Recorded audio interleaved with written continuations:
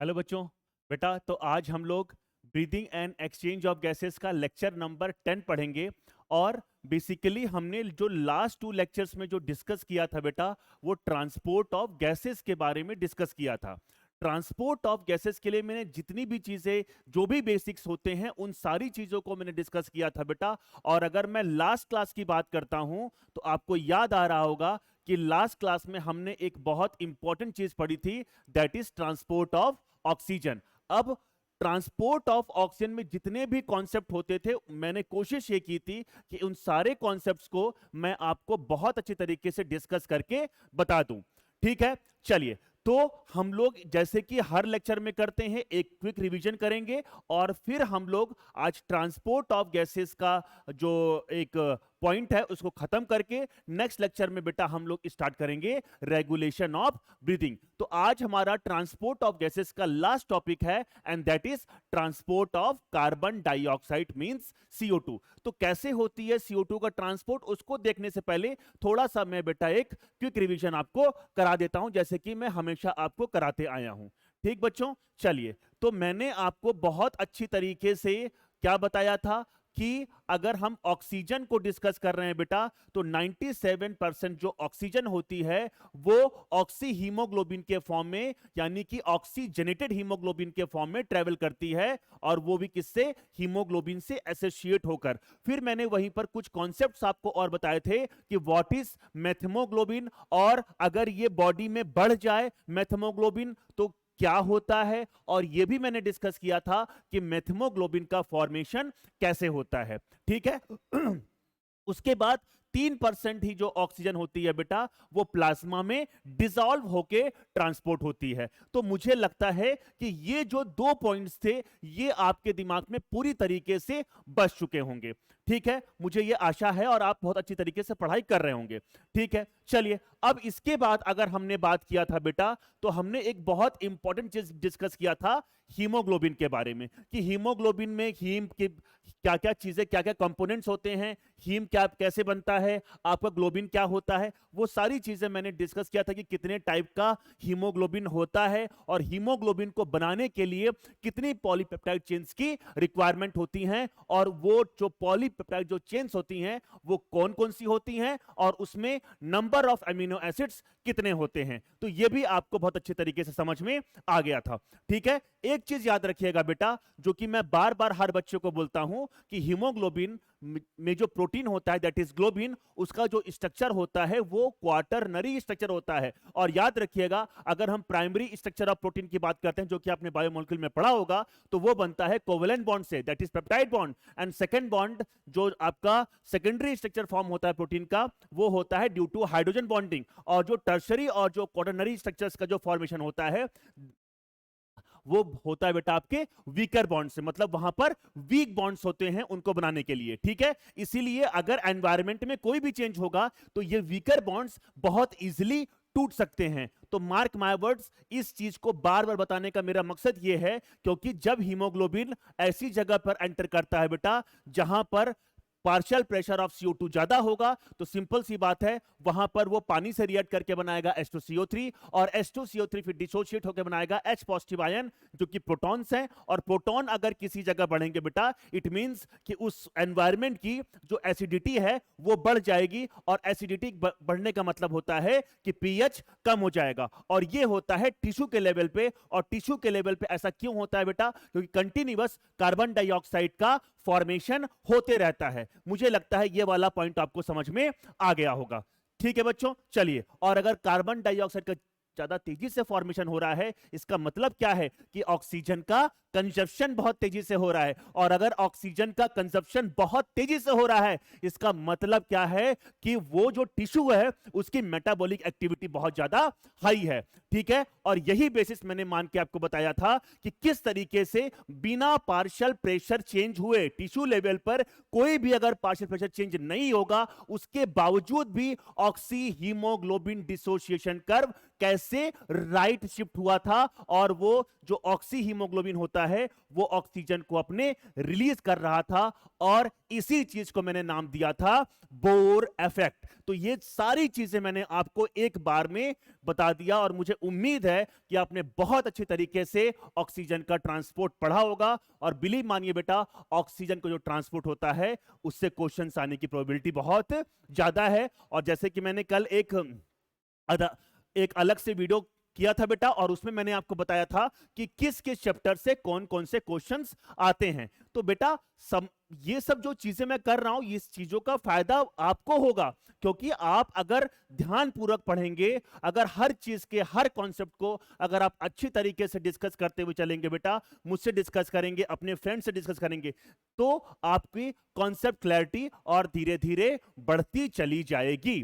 चलिए, तो ये सारी चीजें बेटा मैं ऑलरेडी डिस्कस कर चुका हूं, ठीक है। और ये वाला पॉइंट भी मैंने आपको बताया था कि 1 ग्राम हीमोग्लोबिन 1.34 ml ऑक्सीजन को ट्रांसपोर्ट कर सकता है, क्योंकि 100 ml ब्लड की अगर हम लोग बात करते हैं तो 100 ml ब्लड में 15 ग्राम क्या होता है बेटा आपका हीमोग्लोबिन, और 15 ग्राम हीमोग्लोबिन अप्रोक्सीमेटली 20 ml ऑक्सीजन को ट्रेवल कराता है, ठीक है। चलिए, एक चीज मैंने आपको और बताई थी कि अगर हम टिश्यू लेवल पे पहुंचते हैं बेटा, तो टिश्यू लेवल पे सिर्फ अगर नॉर्मल मेटाबॉलिक एक्टिविटी की हम बात कर रहे हैं तो उस टाइम पर only 5 ml oxygen, it means की ओनली 25% ऑक्सीजन क्या क्या 25% ऑक्सीजन ही टिश्यू को मिलती है, ठीक है। 25% ऑक्सीजन ही डिलीवर की जाती है टू द टिश्यूज। चलिए चलिए बेटा, बहुत अच्छी बात है। तो मुझे उम्मीद है कि ये चीज, और मैंने बहुत अच्छी तरीके से ये ऑक्सी हीमोग्लोबिन डिसोसिएशन कर्व भी डिस्कस किया था बेटा, और मैंने ये भी बताया था कि राइट शिफ्ट कब होगा और लेफ्ट शिफ्ट की अगर हमने बात की थी, अगर वो जब टिश्यू नॉर्मल मेटाबॉलिक एक्टिविटी में आ जाएगा तो फिर वो अपनी जगह पर वापस आ जाएगा, जिसको मैंने क्या बोला था, लेफ्ट शिफ्ट। और अगर मैंने यही परीक्षा और बताई थी कि जो आपका फीटल हीमोग्लोबिन होता है, क्या होता है बेटा, फीटल हीमोग्लोबिन, तो याद रखिएगा फीटल हीमोग्लोबिन की अगर मैं बात कर रहा हूं तो उसमें ऑक्सीजन से एफिनिटी ज्यादा होती है as compare to adult haemoglobin. यहीं पर मेरे दिमाग में एक क्वेश्चन और आ रहा है, और वो क्वेश्चन होता है बेटा मायोग्लोबिन का। अगर आपने लोकोमोशन एंड मूवमेंट पढ़ा होगा तो आपको ये बात पता, वैसे मैंने अभी नहीं पढ़ा है, लेकिन अगर आपने थोड़ा बहुत पढ़ा होगा बेटा, जो कि मैं पढ़ाऊंगा लोकोमोशन एंड मूवमेंट में, तो मायोग्लोबिन होता है बेटा आपका मसल्स के अंदर, और वो ऑक्सीजन को स्टोर करने का काम करता है। किसका काम करता है? ऑक्सीजन को स्टोर करने का काम करता है। और एक चीज याद रखिएगा कि जो वहां पर मैं हीमोग्लोबिन और मायोग्लोबिन में डिफरेंस भी आपको बहुत अच्छी तरीके से बताऊंगा, बिल्कुल एक एक चीज आपके दिमाग में घर कर जाएगी, ठीक बच्चों। तो मैंने क्या बताया कि अगर मैं मायोग्लोबिन की बात कर रहा हूं तो मायोग्लोबिन का जो ऑक्सी हीमोग्लोबिन डिसोसिएशन कर्व होता है, हाँ वहां पर भी हम लोग पढ़ेंगे, लेकिन वो होता है हाइपरबोला। कैसे होता है हाइपरबोला? क्योंकि मायोग्लोबिन की एफिनिटी ऑक्सीजन के लिए बहुत ज्यादा होती है, बहुत ज्यादा होती है। तो जब मैं इस चैप्टर को खत्म करूंगा तो मैं आपको थोड़ा सा ग्राफ्स, 3-4 ग्राफ बना के बताऊंगा कि किसको क्या हम लोग बोल सकते हैं। याद मुझे रहेगा तो लास्ट में हम लोग उस सारे ग्राफ्स को हम लोग बेटा बहुत अच्छे तरीके से डिस्कस कर लेंगे, ठीक बच्चों। और अगर आपको ये चीजें समझ में आ गई होगी, हाँ, तो मैंने ये बोला कि जो मायोग्लोबिन की एफिनिटी ऑक्सीजन से ज्यादा होगी और उसका जो कर्व होगा वो हाइपरबोला होगा। और याद रखिएगा, एक मायोग्लोबिन का मॉलिक्यूल सिर्फ एक ही ऑक्सीजन को ट्रेवल करने के लिए रिस्पॉन्सिबल होता है। Again I am telling you, एक मायोग्लोबिन का हीमोग्लोबिन एक ही ऑक्सीजन को ट्रांसपोर्ट कराने के लिए रिस्पॉन्सिबल होता है। लेकिन अगर मैं हीमोग्लोबिन के बारे में बात करता हूं तो एक हीमोग्लोबिन का मॉलिक्यूल 4 मॉलिक्यूल्स ऑफ ऑक्सीजन को ट्रेवल कराने के लिए रिस्पॉन्सिबल होता है। Again I am telling you कि मैं यहां पर मॉलिक्यूल बोल रहा हूं, एटम नहीं बोल रहा हूं। और यह भी चीज आप याद रखिएगा कि ये जो भी अटैचमेंट होता है ये लूज अटैचमेंट होता है बेटा।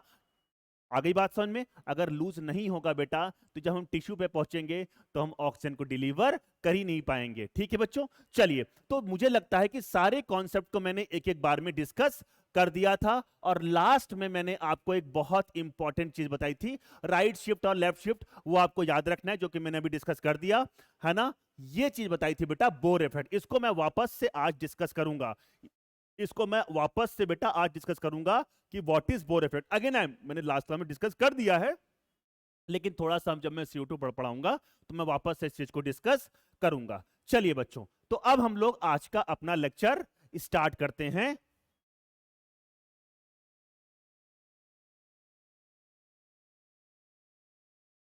ठीक बच्चों, चलिए, तो हमारा एक क्विक रिवीजन हो गया, और ट्रांसपोर्ट ऑफ गैसेस में आज हम लोग किसका ट्रांसपोर्ट पढ़ने वाले हैं बच्चों? आज हम लोग पढ़ने वाले हैं ट्रांसपोर्ट ऑफ गैसेस में CO2 का ट्रांसपोर्ट पढ़ने वाले हैं। किसका बेटा? CO2 का, ठीक है, कार्बन डाइऑक्साइड का। चलिए, तो स्टार्ट करते हैं बेटा हम लोग कार्बन डाइऑक्साइड का ट्रांसपोर्टेशन। ठीक है बच्चों, चलिए, तो अब हम लोग CO2 का ट्रांसपोर्ट किस किस वे में, तो there are three ways, there are three ways, there are three veg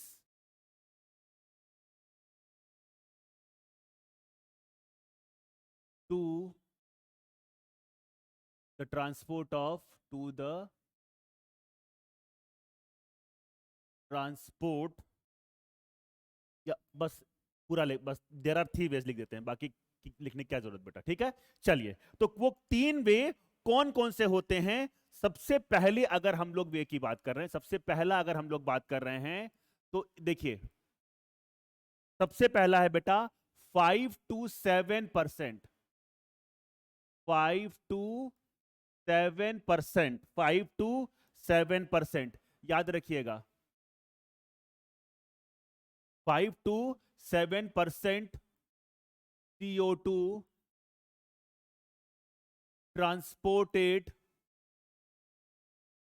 transported being dissolved in plasma, dissolve in the plasma, in the plasma। और प्लाज्मा क्या होता है, इस चीज को मैं बार बार आपको बेटा बता चुका हूं कि व्हाट इज प्लाज्मा।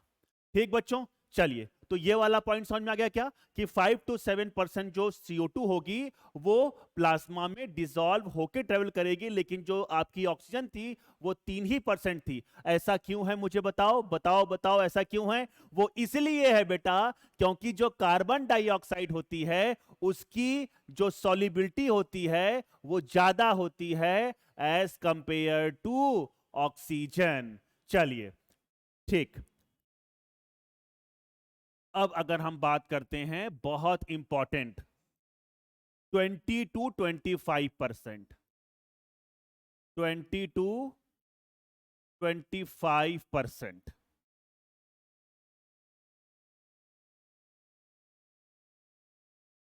20 से 25% CO2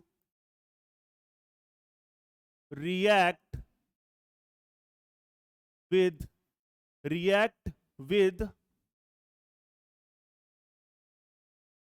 amino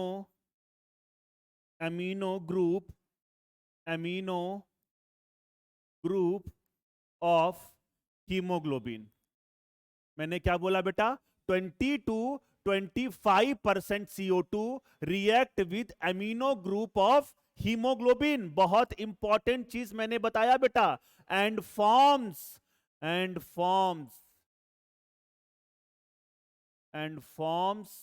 बहुत बहुत बहुत इंपॉर्टेंट बेटा, carb amino haemoglobin, carb amino haemoglobin, carb amino haemoglobin. ठीक है, तो CO2 react with carb amino haemoglobin, ठीक है, सॉरी, मतलब CO2 react with amino group of haemoglobin and forms carb amino haemoglobin. मुझे ये वाला पॉइंट समझ में आ गया, मुझे ये वाला पॉइंट समझ में आ गया। अब ये वाला पॉइंट सर नहीं समझ में आया। 23% अप्रोक्सीमेटली 23 आपके एनसीईआरटी के अकॉर्डिंग भी मैंने बता दिया। ठीक है, अब देखिए, तो सर एक डाउट आ रहा है कि क्या CO2 उसी जगह बाइंड करती है जहां पर ऑक्सीजन बाइंड करती है? नहीं। ठीक है, तो अब इस चीज पे मैं वापस आऊंगा बेटा। मैं यहां पर एक हाइपोथेटिकल आपको हीमोग्लोबिन का डायग्राम बता रहा हूं, और ये डायग्राम आपको चीजों को अंडरस्टैंड करने में बहुत हेल्प करने वाला है। और यहीं पर मैं आपको एक चीज और बताऊंगा। ठीक है, ध्यान से सुनना, तभी हम लोग दूर तक पहुंच पाएंगे।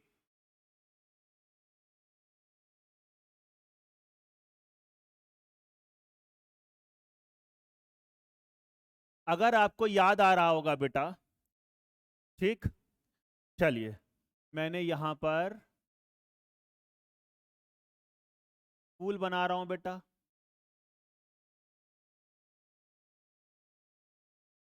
बचपन में हम लोग इसी टाइप का फूल बनाते थे, ठीक है, क्योंकि यही आता था हम लोग को। ठीक, चलिए उसके बाद मैंने यहां पर बना दी एक चेन। ठीक, और चेन में मैंने बना दिया, यहां पर मैंने बना दिया NH2, जिसको मैं NH2 को यहां से, एरो नहीं रहेगा, एरो नहीं रहेगा, यहां से H बना दिया, और यहां भी क्या बना दिया बेटा, आपका H बना दिया। ये NH2 ग्रुप है।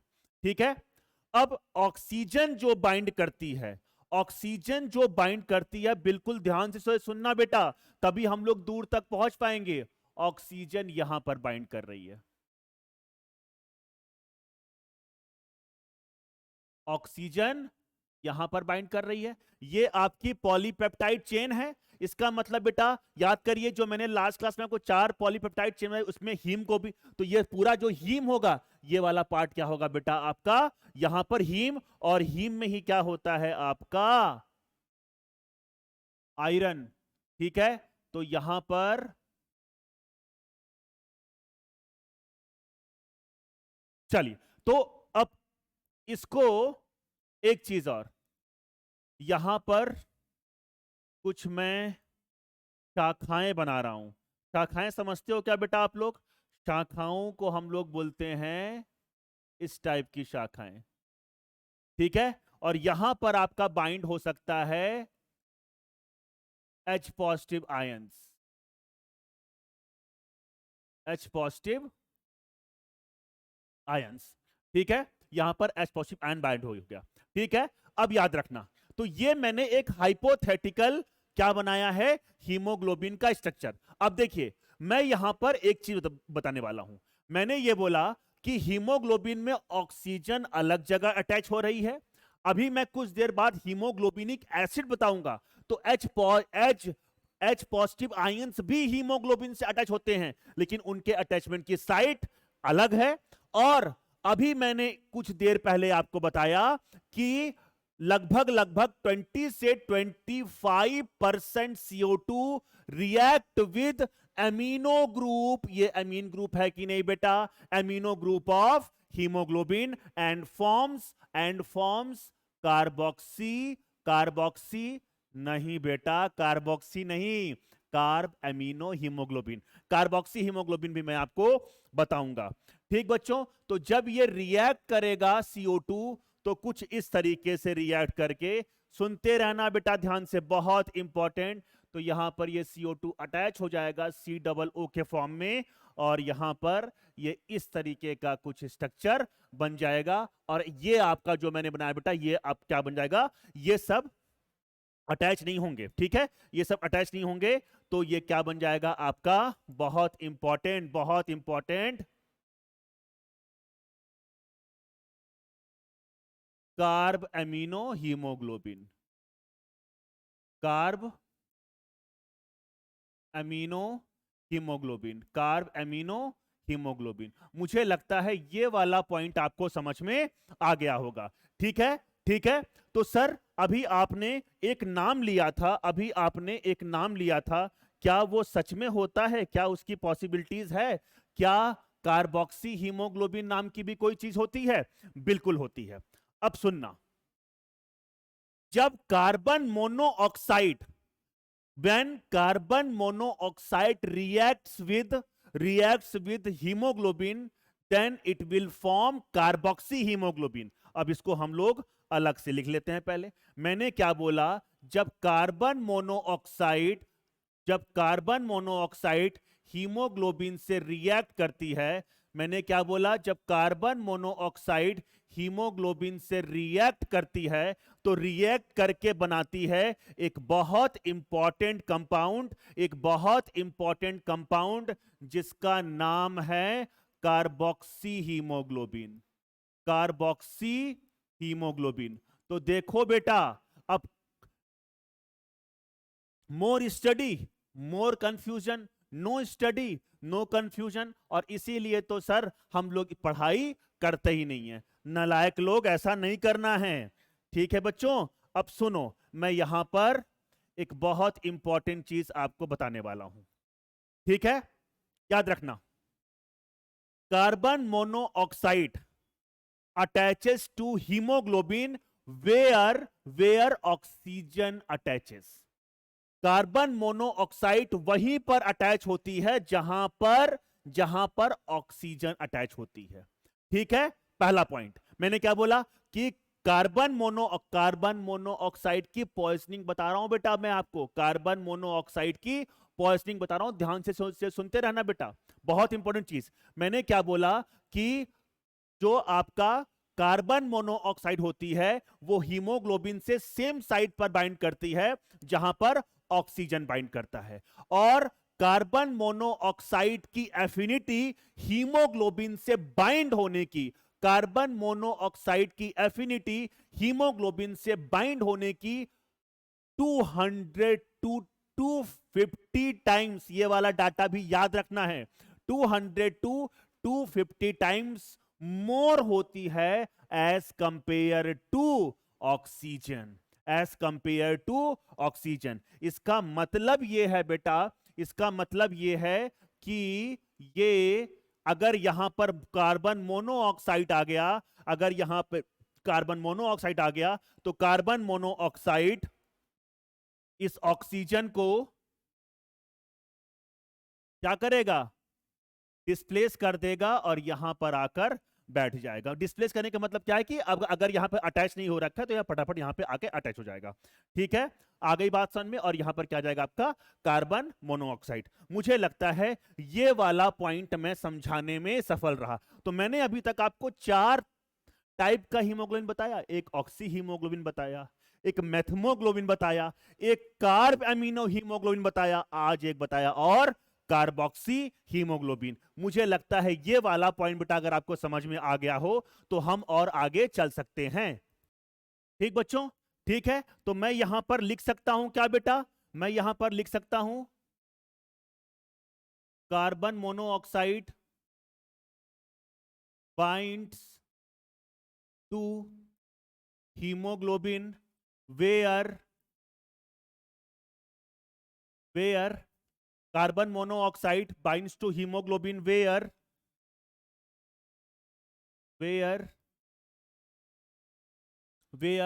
oxygen binds. Carbon monoxide binds to hemoglobin where oxygen binds because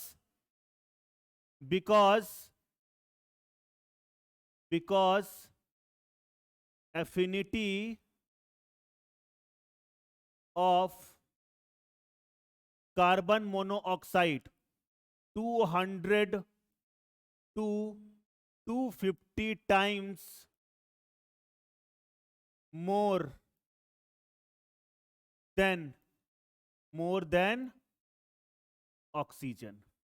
आगे बात, because affinity of carbon 200 to 250 times more than oxygen. तो मुझे लगता है कि ये वाला पॉइंट जो मैंने आपको बताया है, ये वाला जो पॉइंट मैंने आपको बताया बेटा, ये आपके दिमाग में बिल्कुल क्रिस्टल क्लियर तरीके से घर कर जाना चाहिए। और इसी को बोलते हैं हम लोग कार्बन मोनोऑक्साइड पॉइजनिंग। इसी को हम लोग क्या बोलते हैं बेटा, कार्बन मोनोऑक्साइड पॉइजनिंग। आ गई बात समझ में बेटा? आ गई बात समझ में? मुझे याद आता है एक बार क्या हुआ कि बहुत पहले जब मैं छोटा था, तो यहाँ पर अगर अगर हम छत्तीसगढ़ की बात कर रहे हैं बेटा, तो यहाँ पर एक मनेनगढ़ जगह है। ठीक है? तो मनेनगढ़ जगह पे बहुत सारा वहां पे कोल इंडस्ट्रीज हैं। ठीक है? तो वहां पर कोल निकलता है, तो वहां पर घरों में लोग ठंड के दिनों में कोल बहुत जलाते भी हैं। ठीक बच्चों? तो एक गांव का परिवार था, जिन्होंने, क्योंकि रात में ठंड ज्यादा थी, तो उन्होंने क्या किया कि सिकड़ी जलाकर अपने रूम में रख दिया। ठीक है? अब क्यों कोई सोकर उठा होगा बेटा रात में, और उसने दरवाजा को बंद कर दिया। जनरली वो दरवाजा खोल कर सो रहे थे, लेकिन किसी ने दरवाजा बंद कर दिया। दरवाजा बंद होने की वजह से कार्बन मोनोऑक्साइड घर में एक्यूमुलेट हो गई, और सारे के सारे जो परिवार में 3 से 4 लोग थे, उनकी डेथ हो गई। क्यों हुआ होगी? क्योंकि कार्बन मोनोऑक्साइड बेटा पॉइजनिंग हो गई होगी। ठीक है? और ये इतनी तेजी से हीमोग्लोबिन से अटैच होती है बेटा कि एज सुन एज पॉसिबल, अगर हम इसको बहुत तेजी से, अगर हम पेशेंट्स को जो इससे कार्बन मोनोऑक्साइड पॉइजनिंग से जो जो ग्रसित है, अगर हम इनको बहुत तेजी से, अगर हम इनको हॉस्पिटलाइज नहीं करते हैं, तो याद रखिएगा, याद रखिएगा कि उनकी डेथ हो जाती है। ठीक है? इनकी एफिनिटी बहुत ज्यादा है, और ये मैंने क्या बोला कि ये कंपीट करते हैं ऑक्सीजन से, कार्बन मोनोऑक्साइड और ऑक्सीजन यहां पर हीमोग्लोबिन से बाइंड होने के लिए कंपीट करते हैं। और ये एक कंपिटिटिव कंपिटिटिव आपने अगर बायोमोलिक्यूल पढ़ा होगा बेटा, तो आपने एक कंपिटिटिव इनहिबिशन पढ़ा होगा। कंपिटिटिव इनहिबिशन, ठीक है? वो इससे थोड़ा सा अलग है, वो उससे थोड़ा सा अलग है। ये इनहिबिशन तो मैं नहीं बोलूंगा, लेकिन यहां पर कंपिटिटिव पॉइंट आपको समझ में आ रहा होगा कि carbon monoxide competes with oxygen for haemoglobin. Haemoglobin से बाइंड होने के लिए वो कंपीट करती है। तो मुझे लगता है ये वाला पूरा पॉइंट मैं समझाने में सफल रहा हूंगा कि what is carboxyhaemoglobin, what is carb amino haemoglobin. आ गई बच्चे बात समझ में? अब अगर ये वाला पॉइंट समझ में आ गया, अब अगर हीमोग्लोबिन से H पॉजिटिव आयंस बाइंड होते हैं, देखो बाइंड हो रखा है। ठीक बच्चों? तो इस चीज को याद रखिएगा। अगर ये वाला पॉइंट अगर हमने देखा बेटा, तो इसको हम लोग बोलते हैं हीमोग्लोबिनिक एसिड। Haemoglobinic acid. आ गई बात समझ में बच्चों? और इसको डिनोट करते हैं हम लोग HbH से। ठीक है? कार्ब अमीनो हीमोग्लोबिन को हम लोग डिनोट करते हैं HbCO2 से, और कार्बोक्सी हीमोग्लोबिन को हम लोग डिनोट करते हैं HbCO से।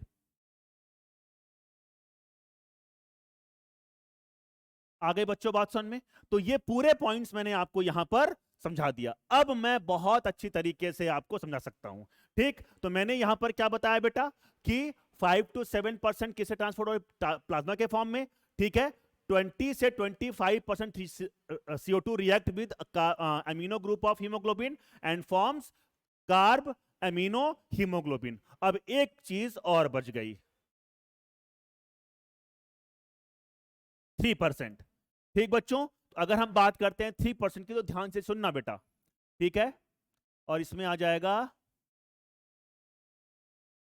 70%। 70%।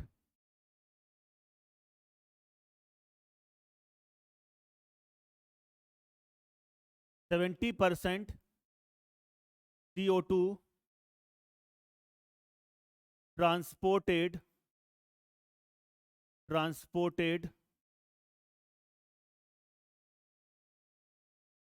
Through plasma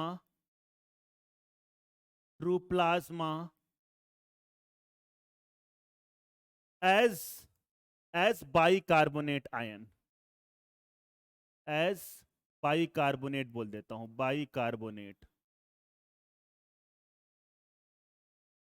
as bicarbonate. आ गए बच्चे बात समझ में? तो ये आपको पूरी चीजें याद रखनी है बेटा कि 5 to 7% में क्या है, 20 से 25% में क्या है, और आपका 70% में क्या है, क्योंकि ये बहुत इंपॉर्टेंट चीज मैं आपको पढ़ा रहा हूं, बहुत इंपॉर्टेंट चीज। ये डाटाज आपको याद रखने हैं, मार्क माय वर्ड्स। जैसे ऑक्सीजन के लिए मैंने बताया था, वैसे ही मैं आपको बता रहा हूं बेटा, किसके लिए, CO2 के लिए। ठीक बच्चों, अब अगर ये वाला पॉइंट समझ में आ गया तो अब मैं बहुत अच्छी तरीके से कुछ चीजें आपको और बताने वाला हूं। चलिए तो स्टार्ट करते हैं बेटा हम लोग एक बहुत इंपॉर्टेंट चीज। ठीक है, ये मैंने डायग्राम बेटा पहले से ही बना रखा है। ठीक बच्चों, तो अब अगर ये वाला पॉइंट समझ में आ गया तो हम लोग और आगे चलते हैं।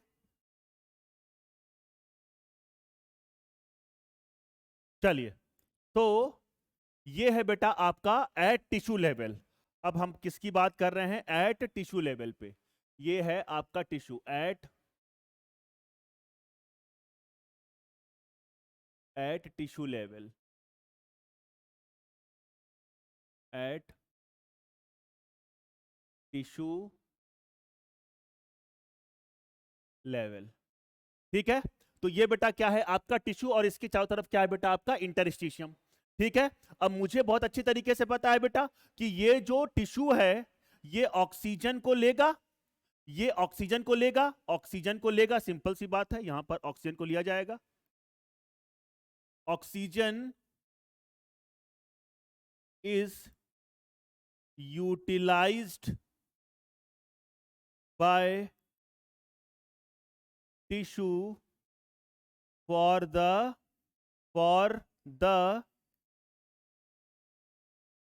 production of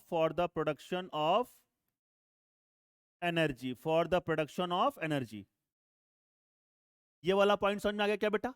ठीक है, अब इसको ऑक्सीजन टिश्यू लेवल पे कहां से मिल रही होगी आपको, कहां से मिल रही होगी, क्योंकि हम अगर अल्विलाई से क्या लेके आए हैं, ऑक्सीजन को ट्रांसपोर्ट किए थे, कहां तक, टिश्यू तक ट्रांसपोर्ट किए थे, तो हमने टिश्यू तक ऑक्सीजन को ट्रांसपोर्ट कर दिया था, और ट्रांसपोर्ट करके कौन लाया था आपका, हाँ 3% तो प्लाज्मा लेके आया होगा, और 97% आपका लाया था ऑक्सी हीमोग्लोबिन। कौन लेके आया था बेटा आपका, ऑक्सी हीमोग्लोबिन। तो ये रहा आपका ऑक्सी हीमोग्लोबिन।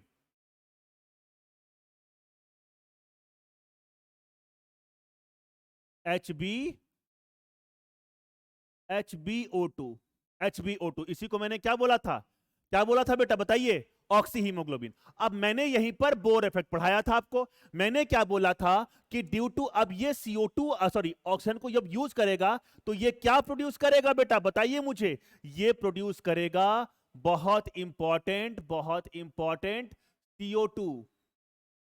क्या प्रोड्यूस करेगा बेटा, CO2, और ये CO2 फिर क्या डिफ्यूज होकर कहां पर आएगी, ब्लड वेसल्स में।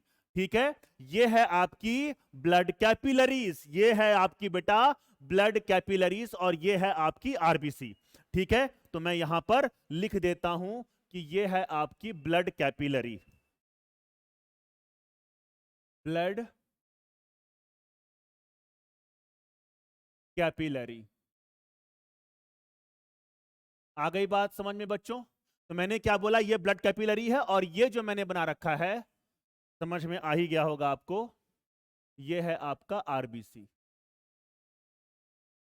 आरबीसी क्योंकि बाइकॉन्केव होता है, समझ गए होगे, लिखने की जरूरत नहीं है। ठीक है बच्चों, चलिए तो अब याद रखिएगा, अब यहां पर क्योंकि यहां पे CO2 प्रोड्यूस हो रही है, इसका मतलब पार्शियल प्रेशर ऑफ CO2 यहां पर सबसे ज्यादा होने वाला है। मैंने क्या बोला बेटा कि यहां पर ये जो टिश्यू है, यहां पर टिश्यू जो है, यहां पर CO2 प्रोड्यूस हो रही है यहां पर, इसका मतलब पार्शियल प्रेशर ज्यादा हो। Due to high partial pressure of CO2 makes oxy haemoglobin क्या, बहुत तेजी से ये क्या करेगी बेटा, ऑक्सीजन को रिलीज करेगी, डिसोसिएशन बढ़ जाएगा। ठीक है, याद रखना, तो due to high partial pressure of CO2 oxyhemoglobin dissociation more and more, and this effect is known as Bohr effect। ठीक, तो इसको मैं यहां पर बाद में लिखूंगा, पहले हम और चीजों को लिख लेते हैं। ठीक बच्चों, तो जब ये डिसोसिएशन होगा, जब ये डिसोसिएशन होगा तो Hb प्लस O2 बना बेटा, और ये O2 फिर डिफ्यूज होकर, ये O2 बेटा फिर डिफ्यूज होकर, ये O2 डिफ्यूज होकर आपका कहां पे, इंटरस्टिशियम से होते हुए कहां पर पहुंच जाएगी, आपके टिश्यू में। मुझे लगता है ये वाला पॉइंट अब आपको समझ में आ गया। ठीक है, चलिए ये वाला पॉइंट समझ में आ गया। अब CO2 यहां पर प्रोड्यूस हो रही है, CO2 तीन फॉर्म में ट्रेवल कर रही। मैंने अभी बताया आपको कि CO2 को मुझे कहां से कहां तक ट्रांसफर करना है, आपका टिश्यू से लेकर एल्वेलाई तक। ठीक है, तो अब CO2 के ट्रांसपोर्टेशन के हमारे पास तीन जरिए हैं। तीन जरिए हैं सर, बिल्कुल सही बात है। पहला जरिया तो ये है,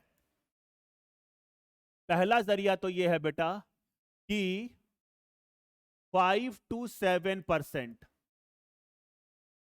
5 to 7% किसमें डिसॉल्व हो जाएगी, डिसॉल्व इन प्लाज्मा। अभी तो बताया था कुछ देर पहले। और याद रखिए ये ब्लड कैपिलरी है, ये आरबीसी है, ये फॉर्म्ड एलिमेंट है, और इसके अगल बगल क्या होगा, प्लाज्मा। तो ये प्लाज्मा है, इसके चारों तरफ क्या होगा, प्लाज्मा। बिल्कुल सही बात है। तो 5 to 7% डिसॉल्व इन प्लाज्मा। आ गई बच्चे बात समझ में, बिल्कुल सत्य वचन। तो ये वाला पॉइंट भी समझ में आ गया मुझे। अब CO2, अब देखो यहां पर हीमोग्लोबिन रिलीज हो गया, यहां पर हीमोग्लोबिन, तो कुछ हीमोग्लोबिन, मार्क माय वर्ड्स, कुछ हीमोग्लोबिन रिएक्ट कर जाएगा किससे, CO2 से। ठीक है, चलिए तो यहां पर मैंने बोला कि ये CO2 हीमोग्लोबिन से रिएक्ट करेगा,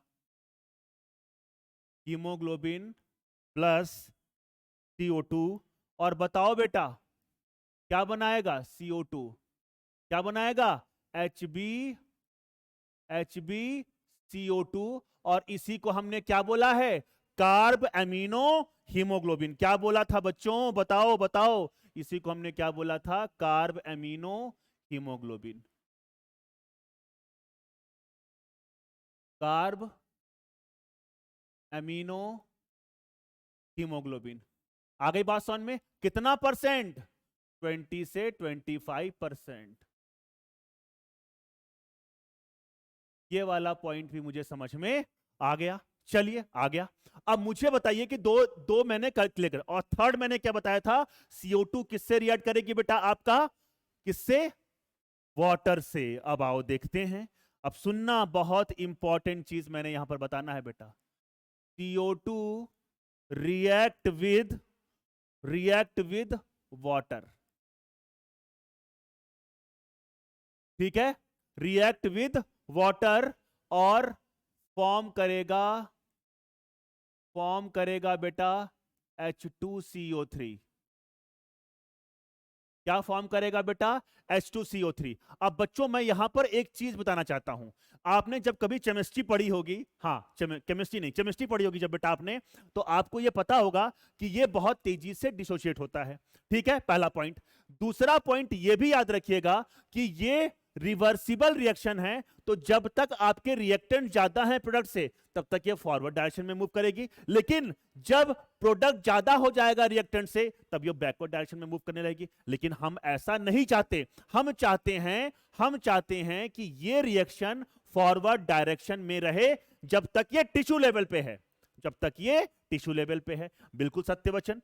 ठीक, चलिए तो अब यहां पर एक एंजाइम होता है बेटा, इस रिएक्शन को जो कैटलाइज करता है, दैट इज कार्बोनिक एनहाइड्रेस, और इसका जो कोफैक्टर होता है बेटा, जो कि इससे लूजली अटैच्ड होता है, दैट इज जिंक आयन। ये दोनों चीज आपको याद रखनी है बेटा।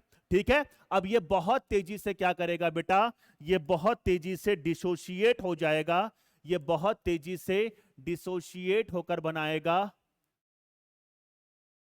H पॉजिटिव और HCO3 नेगेटिव, यानी कि bicarbonate ion. Mark my word, bicarbonate ion. ये बाइकार्बोनेट आयन हो गया बच्चों। अब ध्यान से सुनना, अगर हमने इसको इस रिएक्शन को अगर फॉरवर्ड डायरेक्शन में ही करके रखना है, तो मैं नहीं चाहूंगा कि ये बाइकार्बोनेट आयन यहां पे रहे। क्यों? क्योंकि ये वापस से इससे एसोसिएट हो जाएगा और फिर H2CO3 फॉर्म हो जाएगा और फिर ये रिएक्शन बैकवर्ड डायरेक्शन में मूव करने लगेगी, जो कि मैं नहीं चाहता हूं एट द टिश्यू लेवल। इसीलिए मुझे बहुत अच्छी तरीके से बेटा करना क्या पड़ेगा कि बाइकार्बोनेट आयन को यहां से निकालना पड़ेगा। ठीक है, तो मैंने यहां पर बाइकार्बोनेट आयन को लेकर कहां चला आया बेटा? आपके प्लाज्मा में लेकर चला आया। बिल्कुल सत्य वचन। आ गई बात समझ में? अब ये कहां पर आ गया बेटा? बाइकार्बोनेट आयन प्लाज्मा में आ गया। ठीक है, अब यहां पर जो आरबीसी के अंदर जो न्यूट्रल एनवायरनमेंट था वो बिगड़ गया। ठीक है, क्योंकि यहां पर पॉजिटिव चार्ज बढ़ गए और नेगेटिव चार्ज कम हो गए।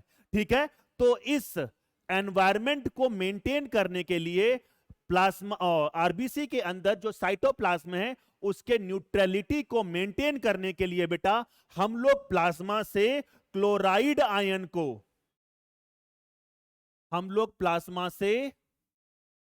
क्लोराइड आयन को कहां पर करेंगे बेटा? कहां पर ले आएंगे? आरबीसी के अंदर। आरबीसी के अंदर जब हम आरबीसी के अंदर ले आते हैं तो इसको हम लोग क्या बोलते हैं? इस फिनोमिना को क्लोराइड शिफ्ट या हैम्बर्गर फिनोमिना। तो मैं इसको लिख देता हूं बेटा, हैम्बर्गर फिनोमिनन, या इसी को बोलते हैं बेटा हम लोग क्लोराइड शिफ्ट। Chloride shift. आ गई बच्चे बात समझ में? इसको हमने क्या बोला? हैम्बर्गर फिनोमिना या क्लोराइड शिफ्ट। ठीक है, आ गई बात समझ में? ठीक है, पक्का?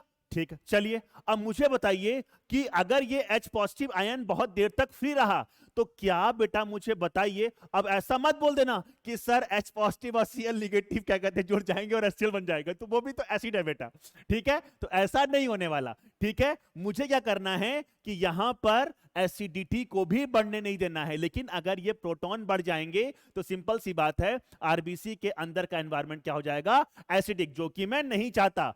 हाँ, तो अब मैं एक बहुत इंपॉर्टेंट चीज करने वाला हूं बेटा कि ये H पॉजिटिव आयन, ये H पॉजिटिव आयन और ये जो हीमोग्लोबिन है, कुछ हीमोग्लोबिन इससे जुड़ गया और कुछ हीमोग्लोबिन इससे जुड़कर बनाएगा HbH। क्या बनाएगा बेटा? HbH। इसका मतलब मैंने यहां पर एक चीज और बतानी है बेटा कि यहां पर बना हीमोग्लोबिनिक एसिड, और इसका मतलब यह है कि हीमोग्लोबिन बफर की तरह भी काम कर सकता है। जब कहीं पर एसिडिटी बढ़े तो उसको कम कर देगा, और अगर पीएच बढ़ जाए तो उसको कम कर देगा, कम हो जाए तो उसको ज्यादा कर। बफर का यही काम होता है। आप लोग केमिस्ट्री के छात्र हो तो ये सब चीजें मुझसे ज्यादा ही आप लोग को समझ में आती होगी। ठीक बच्चों, तो मैंने यहां पर क्या बोला कि ये है बेटा आपका हीमोग्लोबिनिक एसिड। क्या है बेटा? Haemoglobinic acid. Haemoglobinic acid which act as a buffer, which act as a buffer। ये वाला पॉइंट भी बेटा आपको याद रखना है। ठीक है, और ये वाला पॉइंट भी याद रखना है। ठीक बच्चों, और यहीं पर मैंने क्या बताया था, तो कभी कभी पूछता है बेटा कि बोर इफेक्ट किस लेवल पे होगा? तो एट द टिश्यू लेवल पे क्या हो रहा है बेटा? आपका हैम्बर्गर फिनोमिना हो रहा है और बोर इफेक्ट हो रहा है। ये पूरी चीजें मुझे लगता है आपको समझ में आ गया होगा। ठीक है बेटा, कभी कभी ये क्वेश्चन भी पूछ लेते हैं कि ये बाइकार्बोनेट आयन प्लाज्मा में किसी से रिएक्ट करेगा क्या? हाँ बिल्कुल बेटा, ये सोडियम से रिएक्ट करके बेटा बना सकता है सोडियम बाइकार्बोनेट। ठीक है, मैं ऐसे NaHCO3 बना सकता है। ठीक है बेटा, तो कई बार ये क्वेश्चन पूछा गया है इसलिए मैं यहां पर बताता हूं। Sodium bicarbonate, sodium bicarbonate, sodium bicarbonate. आ गई बच्चे बात समझ में?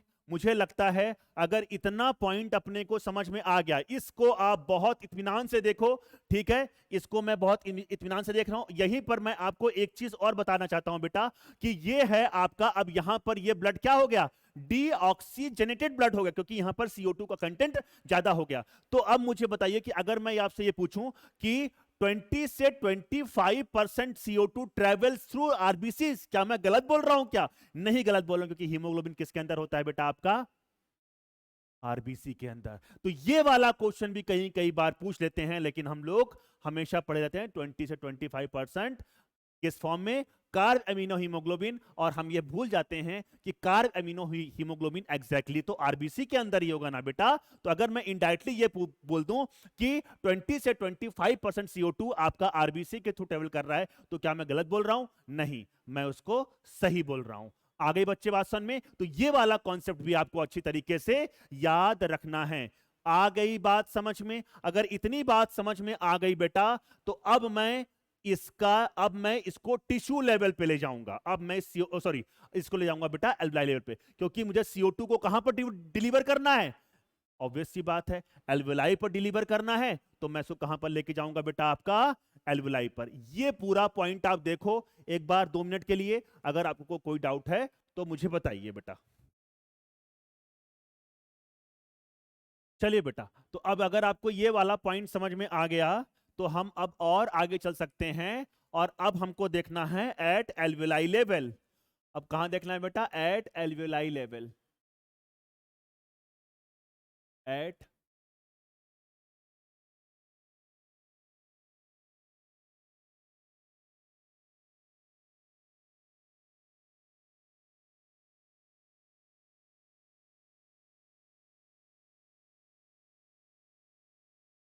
ये क्या है बेटा आपकी एल्वियोलाई। आगे बच्चे बात समझ में? अब एनवायरमेंट से हमारे पास क्या आ चुकी है बेटा? एनवायरमेंट से हमारे पास आ चुकी है क्या? ऑक्सीजन आ चुकी है। बिल्कुल सही बात है, हमारे पास एनवायरमेंट से क्या आ चुकी है? ऑक्सीजन आ चुकी है। ठीक ठीक, चलिए, तो ऑक्सीजन यहां पर आ गई। अब सुनना बात ध्यान से, ठीक है बच्चों? अब ये क्या मैंने बना रखा होगा आपका? Respiratory membrane. ये क्या बना रखा है बेटा मैंने? Respiratory membrane. तो ये रेस्पिरेटरी मेम्ब्रेन से डिफ्यूज होकर ये कहां पर आ जाएगी? ये कहां पर आ जाएगी? प्लाज्मा में आ जाएगी। ठीक है, तो यहां पर ऑक्सीजन आ गई। सुनते रहना बात ध्यान से, तभी हम लोग दूर तक पहुंच पाएंगे। ठीक है, अब बेटा मुझे बताइए कि ये यहां से यहां पर डिफ्यूजन क्यों हुआ था? क्योंकि एल्वेलाई लेवल पर पार्शियल प्रेशर ऑफ ऑक्सीजन ज्यादा होता है एज कंपेयर टू ब्लड। ये जो ब्लड पहुंचा है ये कैसा है? डीऑक्सीजनेटेड ब्लड है। कैसा है बेटा आपका? डीऑक्सीजनेटेड ब्लड है। ये वाला पॉइंट समझ में आ गया क्या बेटा? अब मुझे बताइए कि जो ये है बेटा, ये 3% ऑक्सीजन डिसॉल्व इन प्लाज्मा,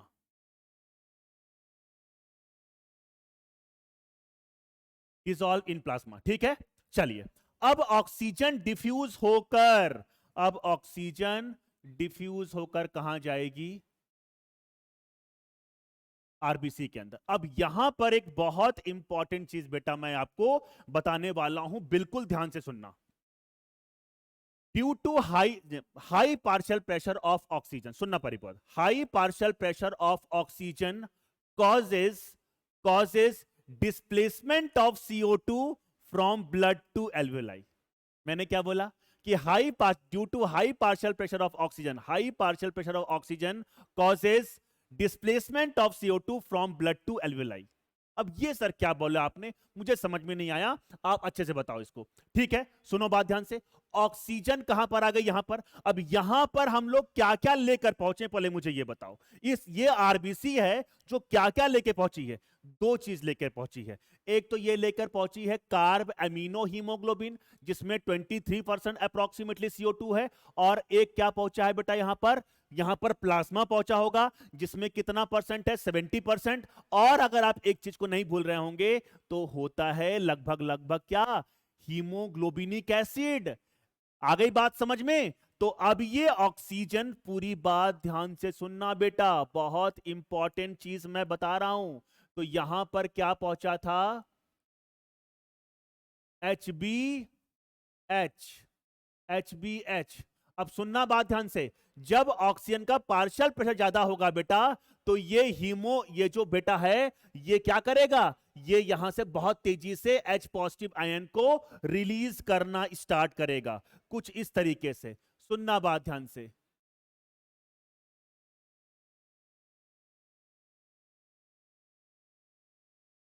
आप इस तरीके से समझिए कि ये बन गया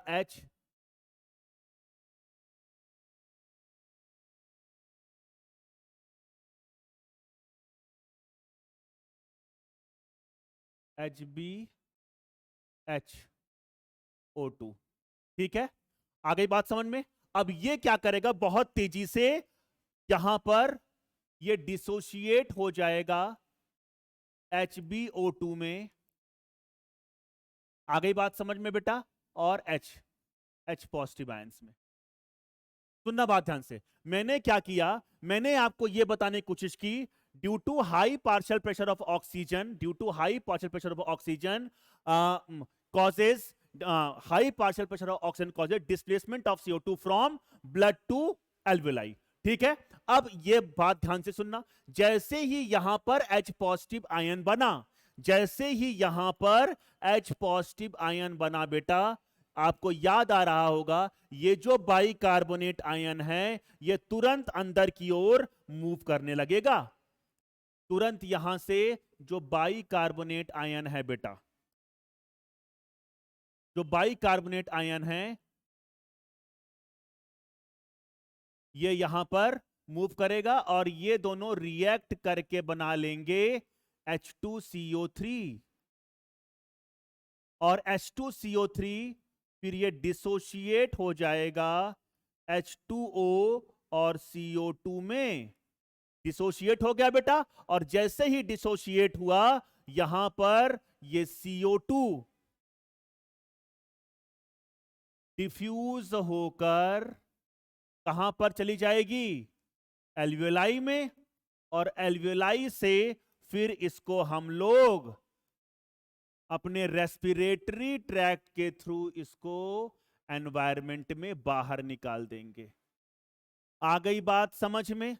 तो ये वाला पॉइंट भी समझ में आ गया।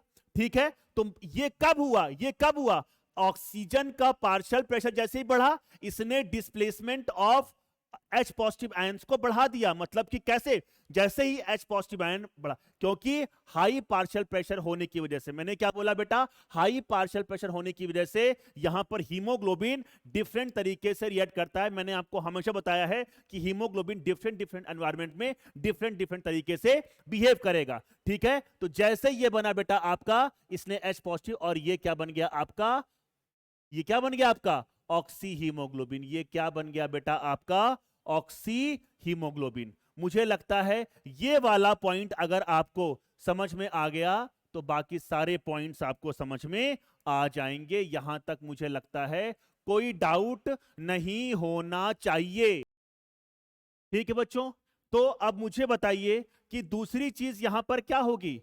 यहां पर सिंपल सी चीज बेटा ये होगी कि यहां पर जो आपका HbCO2 था, ये भी, क्योंकि यहां पर पार्शियल प्रेशर ऑफ ऑक्सीजन ज्यादा होगा, तो यहां पर भी ये बेटा Hb और CO2 बना देगा कुछ वाला पॉइंट, और ये CO2 भी बेटा आपका एनवायरमेंट में क्या हो जाएगा, बाहर हो जाएगा। ठीक है, ये वाला पॉइंट समझ में आया क्या बच्चों। अगर ये वाला पॉइंट अगर आपको समझ में आ गया होगा तो मैं और आगे चल सकता हूं क्या, चल सकता हूं क्या? अब एक चीज मुझे और बताना है, सुनना बहुत ध्यान से।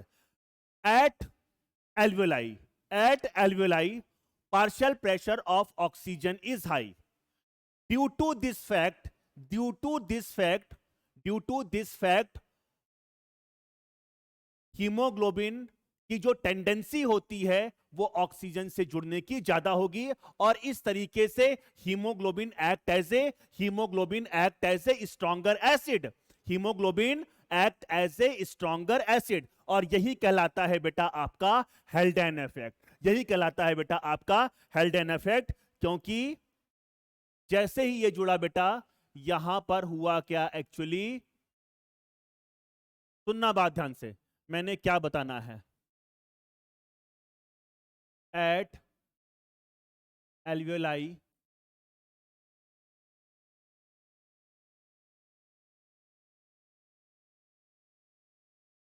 Due to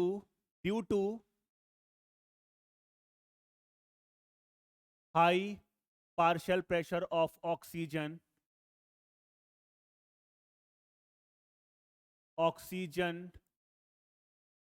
tends to bind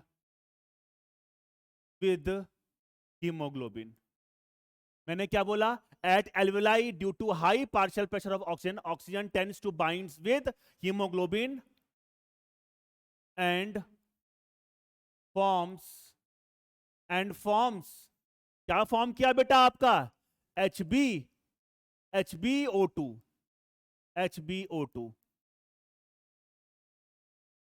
ठीक है, ये वाला पॉइंट समझ में आया क्या? ये वाला पॉइंट समझ में आया क्या?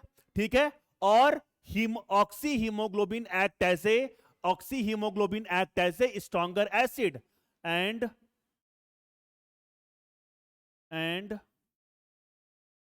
Oxy haemoglobin act as a stronger, क्योंकि बहुत तेजी से क्या रिलीज करेगा आपका? H positive ion, act as a stronger acid, और इसी को हम लोग बोलते हैं बेटा आपका हेल्डेन इफेक्ट। इसी को हम लोग क्या बोलते हैं बच्चा? हेल्डेन इफेक्ट।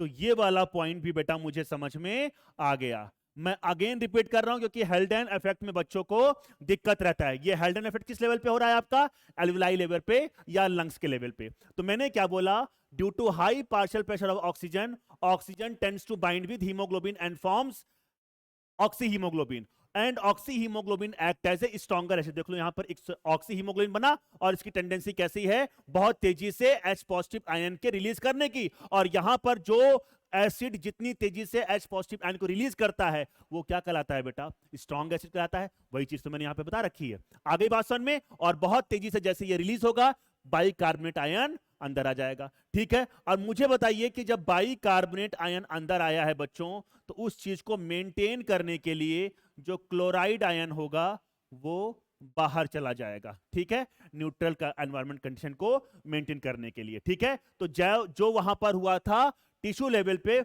उसका जस्ट अपोजिट कहां पर होगा आपका? एल्वेलाई लेवल पे। और ये हो गया आपका क्या?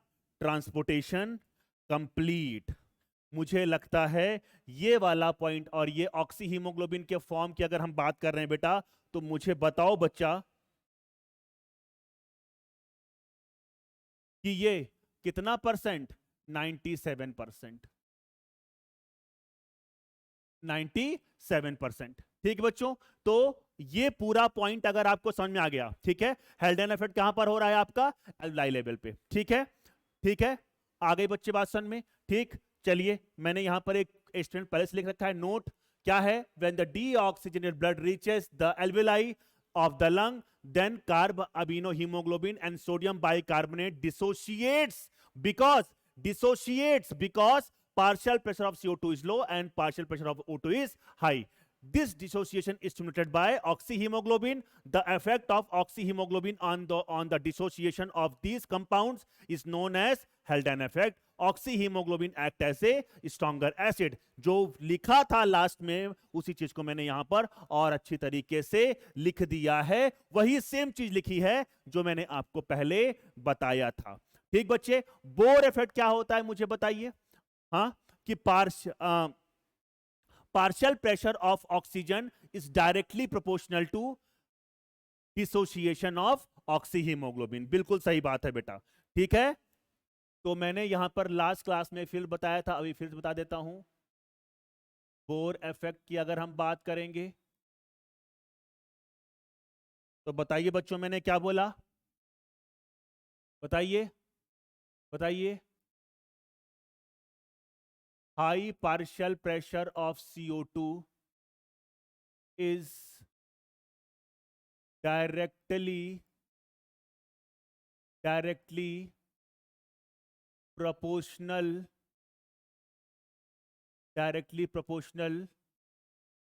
to the dissociation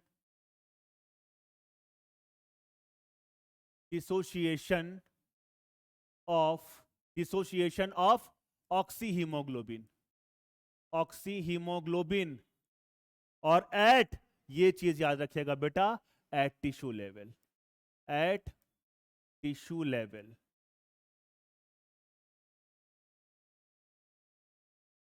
आ गई बात समझ में। ठीक बच्चों, ये वाला पॉइंट समझ में आ गया क्या। तो बोर इफेक्ट कहां पर होगा आपका, टिश्यू लेवल पे होगा। और अगर हम बात कर रहे हैं बेटा किसकी बात कर रहे हैं, हेल्डेन इफेक्ट की, तो वो कहां पर होगा आपका, एल्वलाई लेवल पे होगा। हैम्बर्गर इफेक्ट क्या होता है वो भी मैंने आपको बहुत अच्छी तरीके से बता दिया बेटा, वहां पर भी मुझे लगता है कोई दिक्कत आपको नहीं हुई होगी। ठीक है, तो एक बार बेटा आप इसको देखिए इस वाले डायग्राम को, और उसके बाद फिर हम लोग बेटा कुछ चर्चा करके इस लेक्चर को खत्म करेंगे। ठीक है बच्चों, चलिए। तो अगर आपको ये पूरे पॉइंट समझ में आ गए, ठीक है, मैं अगेन रिपीट कर देता हूं बेटा, मैंने क्या बोला, ट्रांसपोर्ट ऑफ CO2 पढ़ा है आज। 5 to 7% किस फॉर्म में होगा, प्लाज्मा में डिसॉल्व होके होगा। 20 से 25% अप्रोक्सीमेटली 23% किससे होगा बेटा, कार्ब अमीनो हीमोग्लोबिन के फॉर्म में होगा। और अप्रोक्सीमेटली 70% बाइकार्बोनेट आयन के फॉर्म में होगा। फिर मैंने आपको बताया कि हीमोग्लोबिन का एक स्ट्रक्चर बताया, कार्बन मोनोऑक्साइड पॉइजनिंग बताई। एक चीज आप और याद रख सकते हैं कि कार्बन मोनोऑक्साइड पॉइजनिंग को ट्रीट करने के लिए, अगर कोई पॉइजनिंग का पेशेंट मेरे पास आता है तो उसको ट्रीट करने के लिए बेटा हम लोग high partial pressure of oxygen देंगे, ठीक है, मास्क में लगा के। क्यों ऐसा, इसलिए बेटा क्योंकि क्या होता है कि कार्बन, देखो यहां पे क्या लिखा है, दे कंपीट्स एज वेल, कि मतलब कि इस साइड के लिए कंपीट करते हैं। तो अगर मैं ऑक्सीजन की यहां पर लेवल बढ़ा दूंगा तो इसकी टेंडेंसी हीमोग्लोबिन से अटैच होने की ज्यादा हो जाएगी as compare to carbon monoxide. अगर नहीं समझ में आया होगा बेटा, तो जब मैं बायोमॉलिक्यूल्स का आपको चैप्टर पढ़ाऊंगा तो वहां पर जब कंपिटिटिव इनहिबिशन पढ़ाऊंगा तब वहां पर आपको और अच्छी तरीके से इसको बताऊंगा। ठीक है, तो कार्बन मोनोऑक्साइड पॉइजनिंग को ट्रीट करने के लिए बेटा मैं high partial pressure of oxygen वहां पर दूंगा, ताकि displacement of carbon monoxide from haemoglobin बढ़ जाए और हम लोग कार्बन मोनोऑक्साइड पॉइजनिंग को ट्रीट कर पाए। ठीक है बच्चों, चलिए उसके बाद फिर मैंने क्या बताया आपको कि टिश्यू लेवल पे क्या क्या होगा। ठीक है, ये चीज मैंने बताई, CO2 यहां पे प्रोड्यूस हो रही है, किस किस फॉर्म में ट्रेवल होगा, कार्बनिक एनहाइड्रेज एंजाइम याद रखिएगा बेटा, ये भी इंपॉर्टेंट है। फिर मैंने आपको बताया कि हैम्बर्गर फिनोमिना क्या होता है, जब बाइकार्बोनेट आयन बाहर आता है, क्यों आता है ये भी बता दिया था। जो उसको न्यूट्रल एनवायरनमेंट कंडीशन को मेंटेन करने के लिए क्लोराइड आयन प्लाज्मा से कहां पर शिफ्ट होगा, आपके आरबीसी में, और इसी को हम लोग क्या बोलते हैं, हैम्बर्गर फिनोमिना या क्लोराइड शिफ्ट। आ गई बात समझ में। फिर मैंने आपको यह बताया कि हीमोग्लोबिनिक जो एसिड होता है बेटा एक्ट एज ए बफर, क्यों, क्योंकि ये H पॉजिटिव आयंस को पकड़ लेता है। यही अब हीमोग्लोबिनिक एसिड जब जाएगा बेटा आपका एल्वलाई लेवल पे, तो यहां पर बहुत तेजी से ऑक्सीजन जुड़ेगी और ये H पॉजिटिव आयन बहुत तेजी से क्या होगा, रिलीज होगा। तो यही चीज तो मैंने बताई कि due to high partial pressure of oxygen haemoglobin oxyhaemoglobin act as a stronger acid. आ गई बात समझ में। अगर ये वाला पॉइंट समझ में आ गया आपको, अगर ये वाला पॉइंट आपको समझ में आ गया तो मैं आज के लेक्चर को बेटा अच्छे से समाप्त कर सकता हूं। हेल्डेन इफेक्ट और बोर इफेक्ट बहुत अच्छे से पढ़िएगा, हैम्बर्गर फिनोमिना बहुत अच्छे से पढ़िएगा, और इस लेक्चर को अगेन एंड अगेन देखिएगा। अगर कोई डाउट आता है बेटा तो आप मुझे कमेंट सेक्शन में पूछ सकते हैं, कोई भी डाउट मैं उस सब का रिप्लाई करूंगा। ठीक है बच्चों, और पर्सनल नंबर तो आपका मतलब मेरा आपके पास है ही। एक चीज और, अगली क्लास जब हम लोग स्टार्ट करेंगे तो लगभग लगभग हम लोग बेटा 10 क्वेश्चन ट्रांसपोर्ट ऑफ ऑक्सीजन से, ट्रांसपोर्ट ऑफ गैसेस से करने के बाद हम लोग जो नेक्स्ट टॉपिक स्टार्ट करेंगे that is regulation of breathing. और लास्ट में भी बेटा मैं आपको अगर मैं टेलीग्राम की बात कर रहा हूं तो वहां पर भी मैं आपको डीपीपी शेयर करूंगा बहुत जल्दी, पूरे चैप्टर की खत्म होने के बाद, तो आपको उसको भी लगाना है। ठीक बच्चों, चलिए तो बार बार ट्रांसपोर्ट ऑफ गैसेस को देखिए, कोई भी डाउट आता है बेटा पूछिए। और अगर आपको ये लेक्चर्स बेटा पसंद आ रहे हो तो अपने कलीग्स को, अपने जो भी जिनको जरूरत होगी, जो पेड क्या कहते हैं कोर्सेज को नहीं ले सकते हैं, उनको शेयर कीजिए ताकि उनको फायदा मिले बेटा। मैं यहाँ पर कंप्लीट कोर्स कराने वाला हूँ। ठीक बच्चों, चलिए अपना ध्यान रखिए, बहुत अच्छे से पढ़ाई करते रहिए। बस 2 या 3 लेक्चर और बचा है और ये चैप्टर बेटा आपका एंड हो जाएगा, क्योंकि बचा ही क्या है, एक रेगुलेशन ऑफ ब्रीथिंग बचा है और एक आपका डिसऑर्डर्स बचा है। ठीक बच्चों, तो ये लेक्चर मतलब ये चैप्टर आपका 2 से 3 लेक्चर में खत्म हो जाएगा। ठीक बच्चों, चलिए ध्यान रखिए, स्वस्थ रहिए, अच्छे से पढ़ाई करते रहिए बिना किसी टेंशन के। ठीक बेटा, थैंक यू सो मच।